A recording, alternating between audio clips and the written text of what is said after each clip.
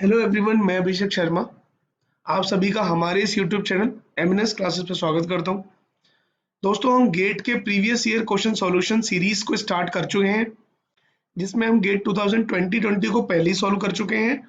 और इस वीडियो में हम जानेंगे गेट 2019 में हीट ट्रांसफर सब्जेक्ट से जो क्वेश्चन पूछे गए थे वो बहुत ही इंपॉर्टेंट थे। Question number 8, 9, 16, 42, 43 and 44।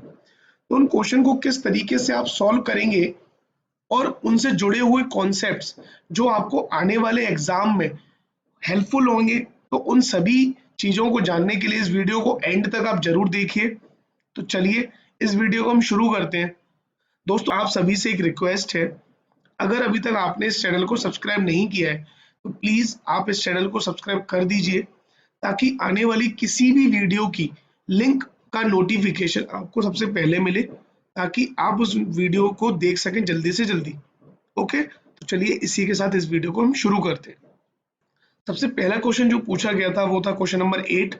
एक डायमेंशनलेस नंबर पे क्वेश्चन डिपेंड था। Prandtl number signifies the ratio of. तो प्रांटल नंबर क्या होता है?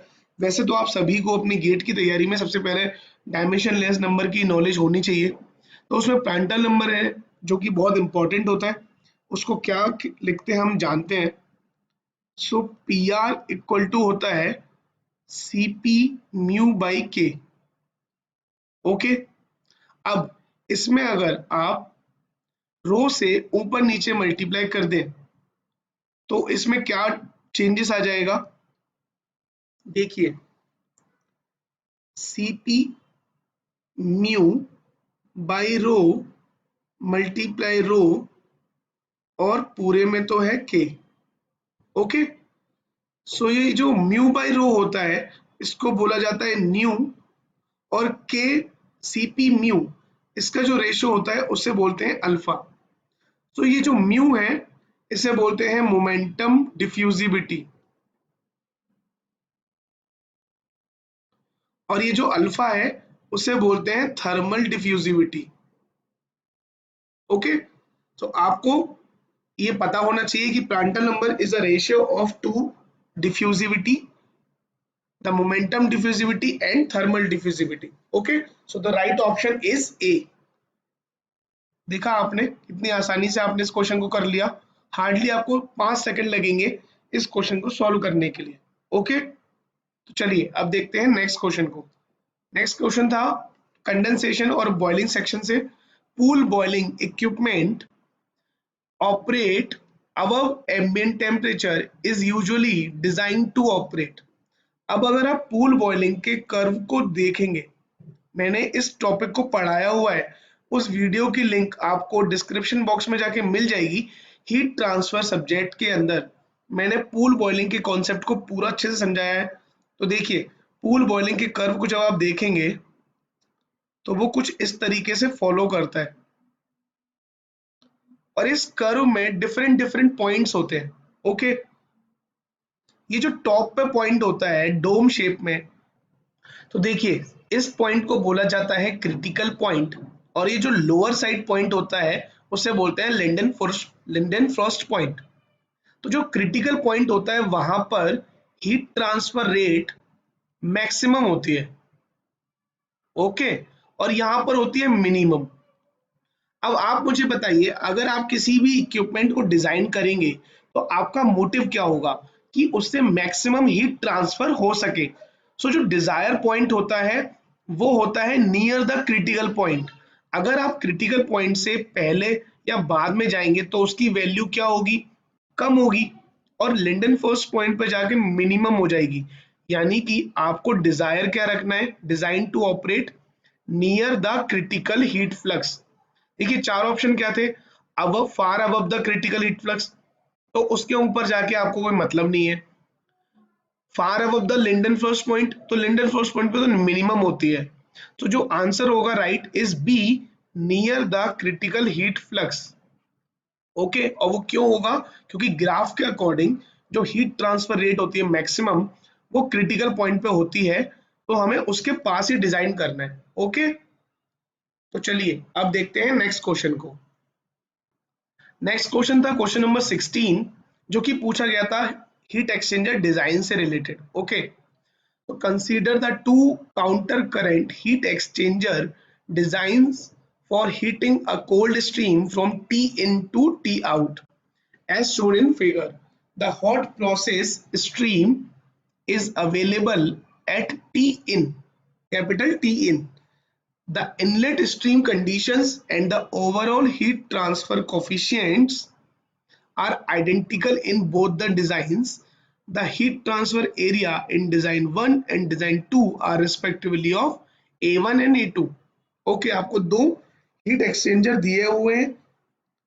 पहले वाले हीट एक्सचेंजर में डिजाइन क्या है कि एफ इन है और टी आउट है। ओके, लेकिन दूसरे वाले में बाईपास की एक स्ट्रीम ऐड कर दी है।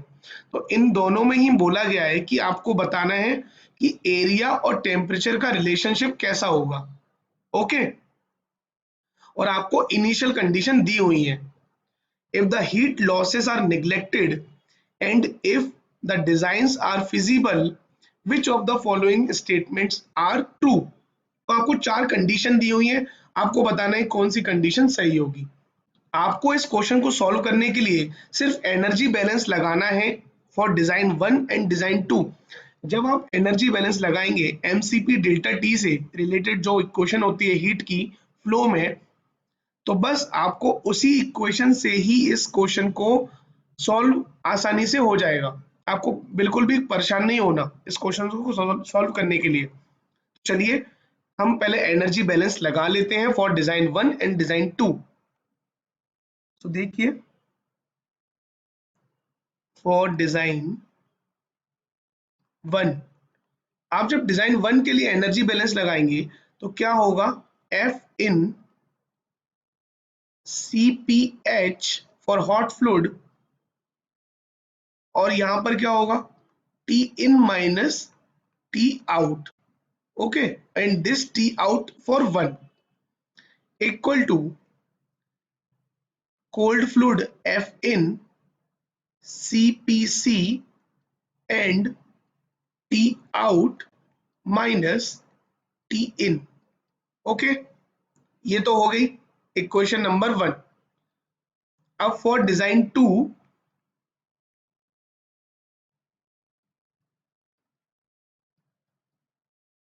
अब डिजाइन 2 के लिए आपको क्या बोला है, एफ इन तो यहां पर भी रहेगा सेम, CPH भी रहेगा, T इन भी सेम है, एंड T आउट 2 चेंज हो गया है ना। और यहां पर क्या है, एफ इन इसके लिए भी सेम है, CPC and T out small and T in small. अब आप यहां देखिए, आपको देखिए कंडीशन में क्या क्या दिया हुआ है। आपको बोला है T इन स्मॉल यानी कोल्ड स्ट्रीम का जो T इन है और T आउट है वो दोनों ही केस में सेम है। ओके, और कैपिटल में मतलब जो हॉट फ्लूइड है उसका T इन दोनों ही केस में सेम है। तो आपको बताना है T out for 1 and T out for second, इन दोनों में क्या रिलेशनशिप है। तो देखिए यहां पर F इन दोनों ही केस में सेम, CPH तो वैसे भी सेम है, कांस्टेंट है, T इन भी सेम है, यानी कि आपका जो लेफ्ट हैंड साइड है राइट हैंड साइड है दोनों इक्वेशन में वो तो सेम है। अब आपके पास टर्म्स क्या बचे, तो जब आप इन इक्वेशन को सॉल्व करेंगे दोनों में जब वैल्यूज ही सेम है तो यहां पर एक निकल कर आएगा कंक्लूजन कि T out for 1 is equal to T out for second.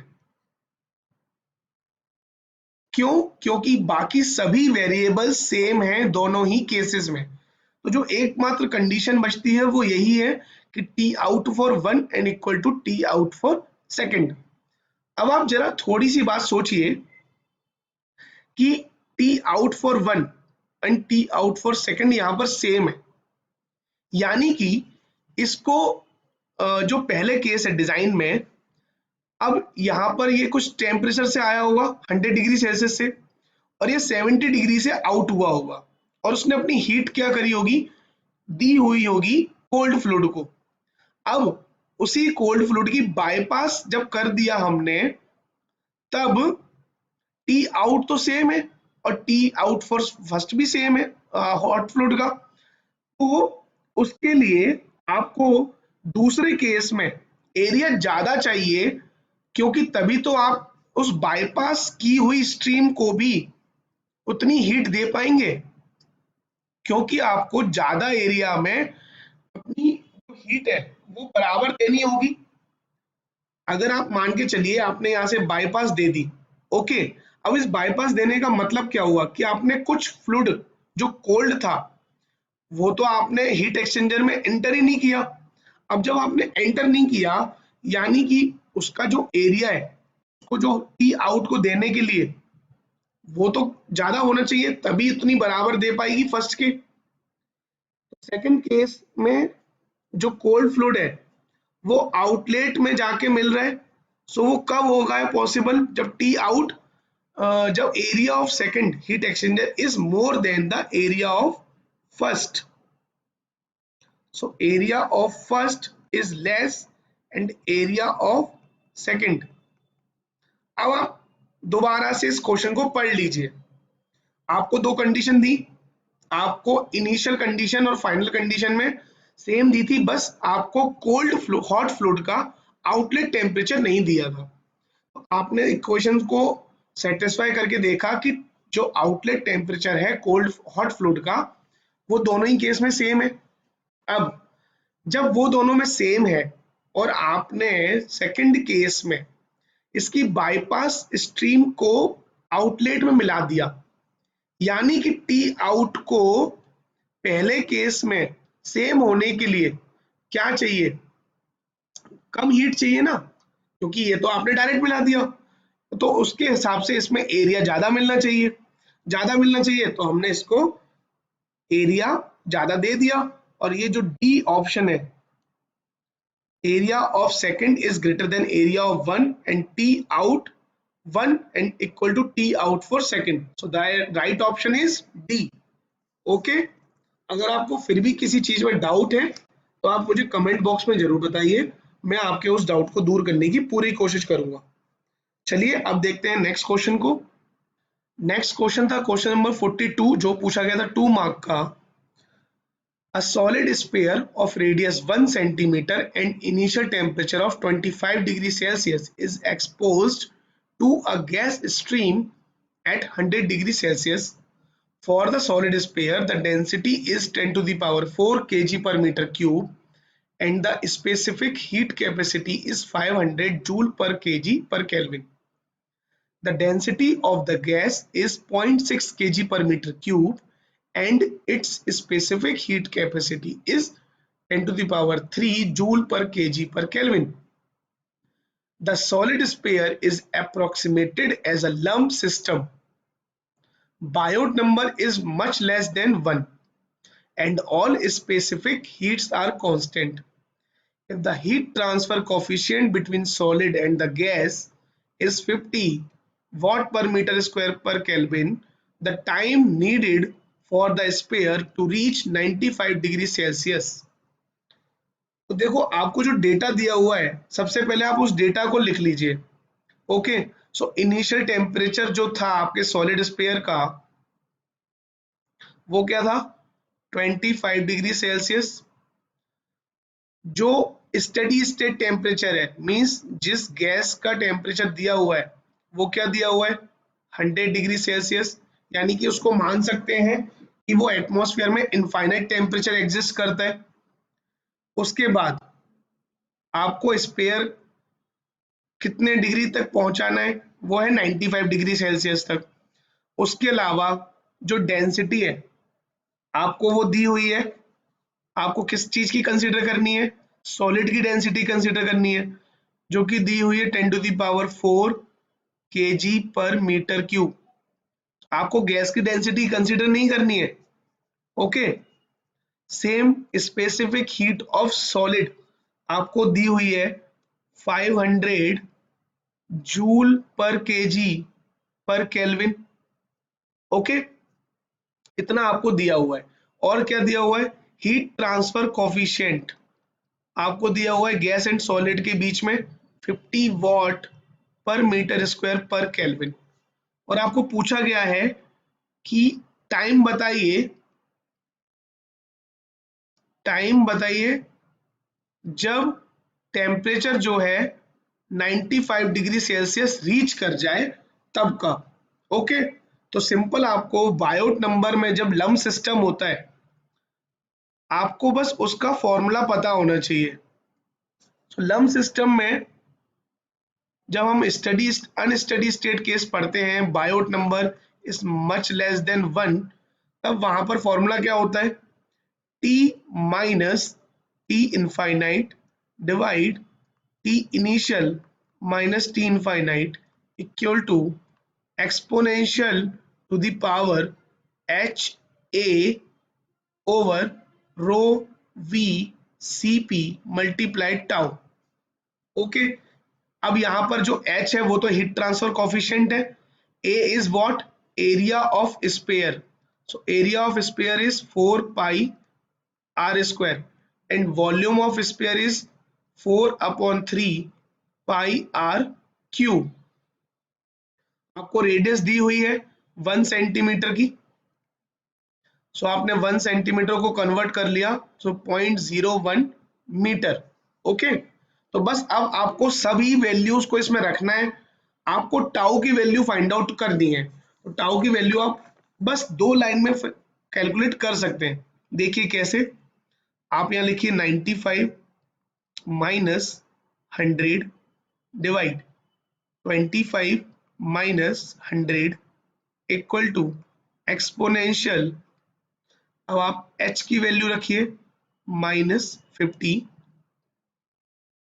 Area, जब आप देखिए एरिया की वैल्यू और वॉल्यूम की वैल्यू रखेंगे तो 4 पाई और 4 पाई कैंसिल हो जाएगा, सो वहां पे क्या बचेगा, r/3 है ना, सो ये 3 यहां पर आ गया और डेंसिटी की वैल्यू कितनी दी हुई है 10⁴, सीपी की वैल्यू कितनी दी है 500, रेडियस कितनी है 0.01 एंड यहां पर टाउ एज इट इज।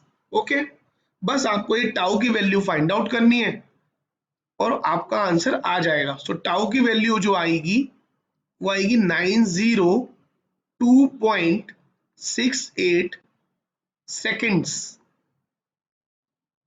और आपको बोला है round off to the nearest integer, so आप 902.68 को या तो 902 लिख दीजिए या 903 लिख दीजिए, सो 903 second is the right option.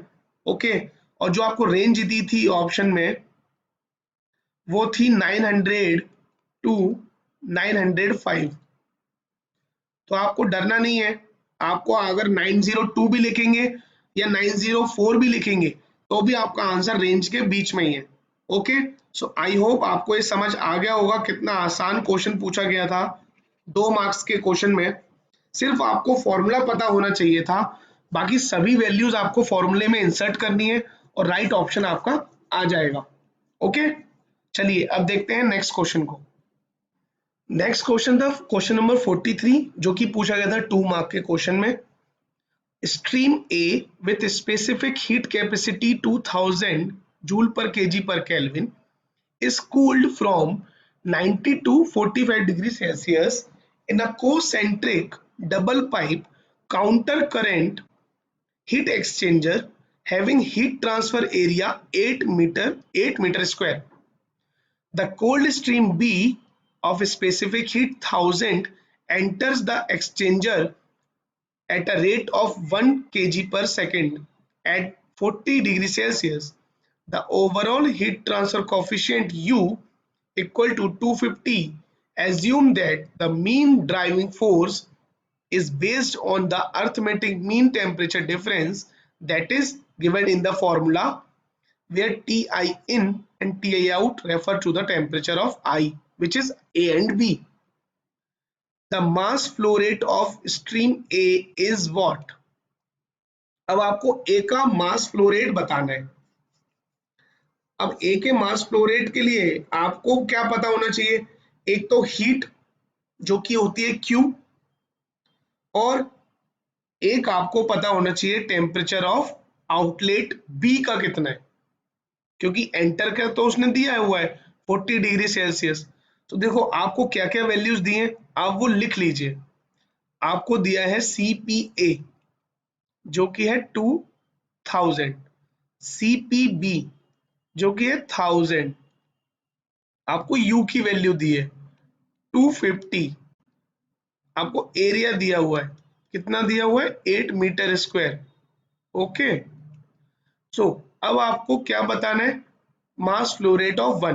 तो आप क्यू के फॉर्मूले को अगर जानते हैं तो वो क्या होता है, या तो आप उसको लिखते हैं MA CPA and T for inlet TA in minus TA out, या तो ऐसा होता है। अगर आप हॉट के लिए लिख रहे हैं तब आप उसको यहां लिखेंगे इस तरीके से। अगर आप कोल्ड के लिए लिख रहे हैं सो MB CPB small T out for B minus T in B। अगर आप कोल्ड फ्लूइड के लिए लिख रहे हैं तो हीट का फॉर्मूला ये होगा। ये तो हो गई इंडिविजुअल फ्लो रेट्स। अगर आप अब ओवरऑल टर्म्स में लिख रहे हैं तो वहां क्या होता है, UA delta T LMTD, but यहाँ पर AMTD को रेफर करने के लिए बोला गया है अर्थमेटिक मीन टेम्परेचर डिफरेंस को कैलकुलेट करने। तो देखिए Q के फॉर्मूले तो यही हो गए, ये हो गया ओवरऑल। अब आपको पूछा गया है कि ये बताओ MA की वैल्यू क्या होगी। ओके, तो देखिए सबसे पहले आप TB की वैल्यू फाइंड आउट कीजिए।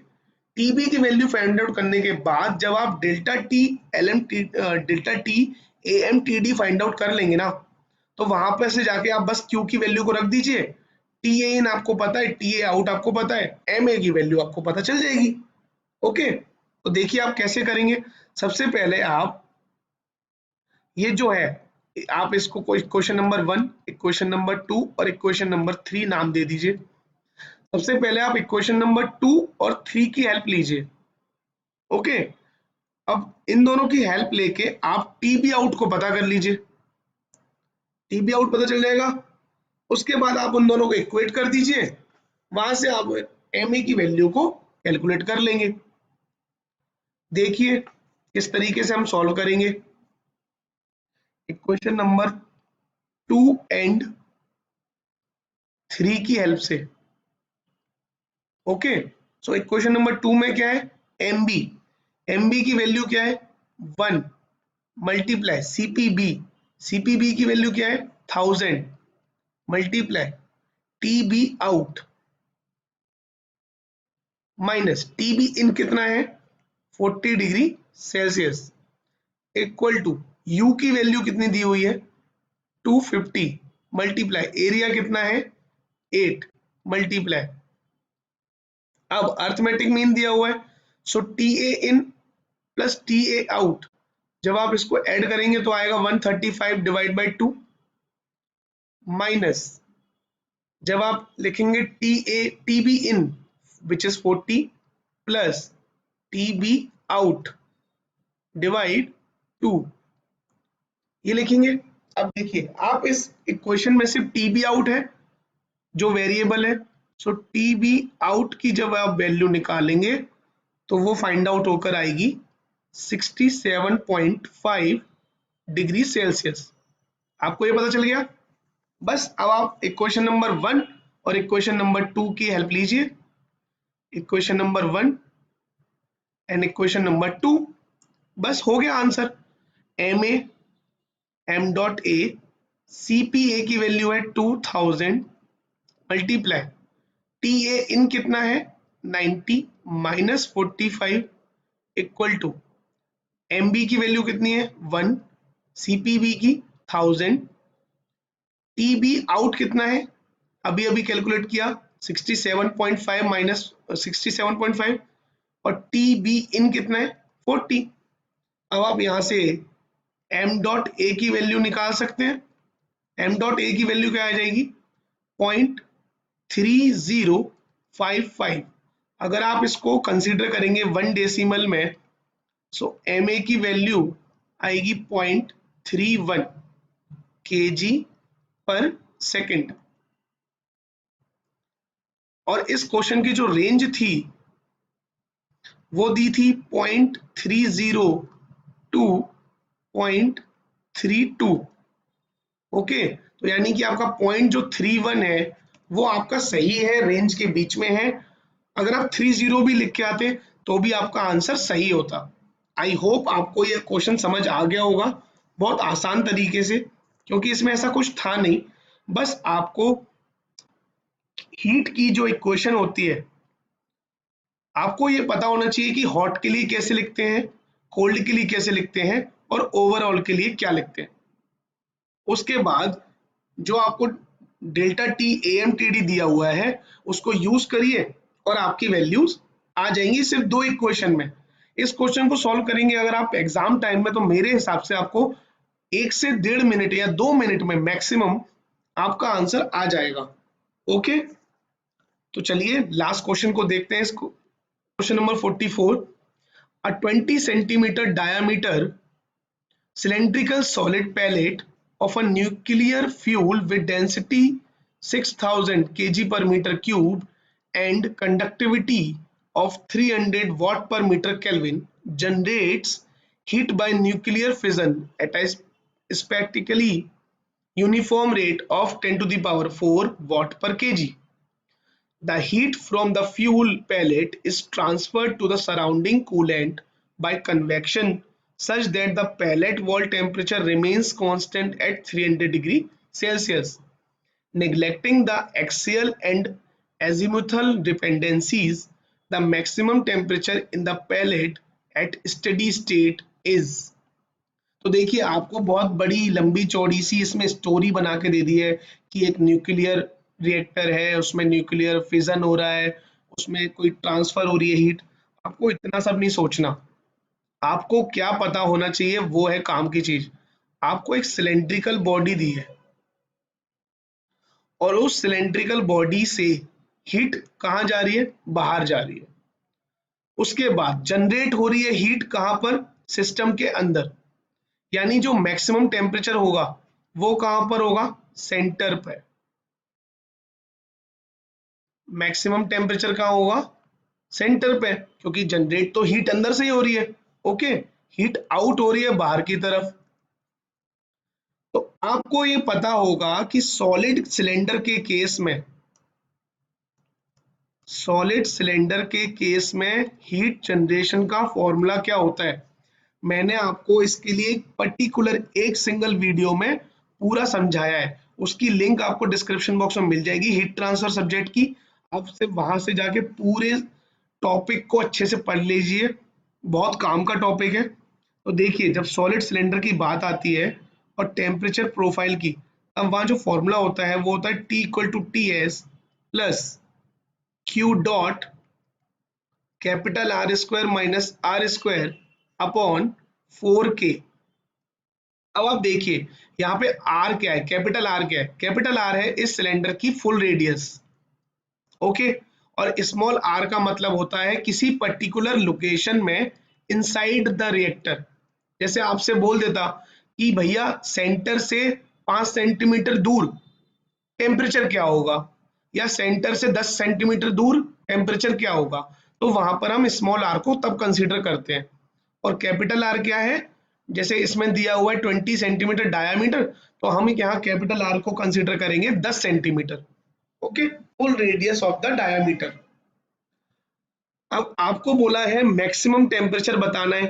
सो मैक्सिमम टेम्परेचर कहां पर होता है, maximum temperature is located at when r equal to 0, when small r equal to 0, यानी कि at center position। तो वहां पर आपको बस रखना है। अब आपको देखिए सरफेस का टेम्परेचर देखिए क्या दिया हुआ है, 300 डिग्री सेल्सियस दिया हुआ है। तो यहाँ पे आप रख दीजिए 300 degree Celsius and T becomes T maximum plus Q dot, आपको जनरेशन रेट की यूनिट पता होनी चाहिए, वॉट पर केजी। वॉट पर केजी, देखिए जब आप इसको सॉल्व करेंगे तो आपको ये पता होना चाहिए कि यूनिट क्या होती है। सो क्यू की यूनिट होती है वॉट पर मीटर क्यूब।